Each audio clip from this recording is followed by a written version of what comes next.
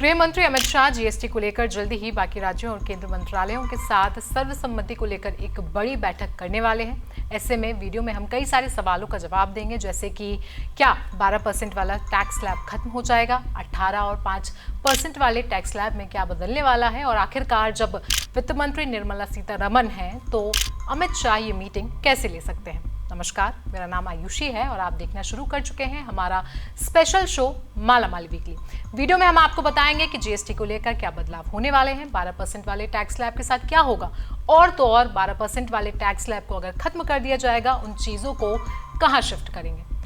GST यानी कि goods and service tax, जो सरकार के एक बड़े रिफॉर्म के तौर पर देखा जाता है। पिछले कुछ सालों में राजस्व में भी जिस तरीके से इजाफा हुआ है, माना जा रहा है कि अब टैक्सेशन की इस प्रक्रिया को सभी सरकारों ने स्वीकार कर लिया है। लेकिन अब इतने सालों बाद यहाँ भी कुछ बड़े बदलावों की दरकार है। ऐसा ही एक बदलाव है जीएसटी सिंप्लीफिकेशन। सीधे शब्दों में कहें तो सरकार जीएसटी के टैक्स स्लैब पर विचार कर रही है। कहा जा रहा है कि 12% वाले टैक्स स्लैब को हटा दिया जाएगा और इन चीजों को 5 और 18% वाले टैक्स स्लैब में बांट दिया जाएगा। जीएसटी सिंप्लीफिकेशन को लेकर पहले भी कई बार चर्चाएं हो चुकी हैं, लेकिन आम सहमति न बनने के कारण इन्हें लागू नहीं किया गया। अब उसी आम सहमति और इस मुद्दे पर विस्तार से चर्चा करने के लिए गृह मंत्री अमित शाह एक्शन में दिखने लगे हैं। उनकी स्टेक होल्डर स्टेट्स और केंद्रीय मंत्रालयों के साथ चर्चा जल्दी ही शुरू होने वाली है। इंडियन एक्सप्रेस में छपी एक रिपोर्ट के मुताबिक लगभग 8 साल बाद जीएसटी की गाड़ी पटरी पर आई है और अब इसमें किसी भी तरीके का बदलाव स्वीकार करना किसी भी राज्य के लिए बहुत मुश्किल होने वाला है।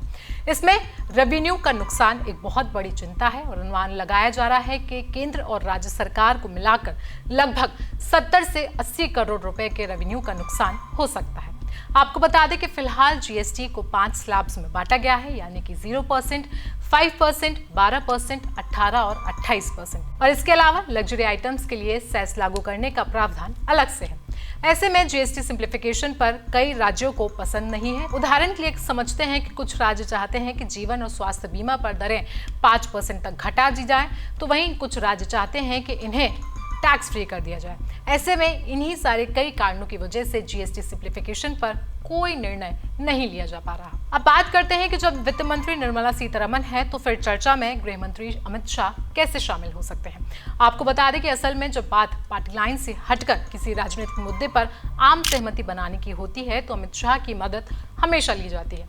इससे पहले भी कई संवेदनशील मुद्दों पर ऐसे ही अमित शाह की सक्रियता देखी जा चुकी है। मोदी सरकार में उनका कद काफी बड़ा है और काफी महत्वपूर्ण माना जाता है।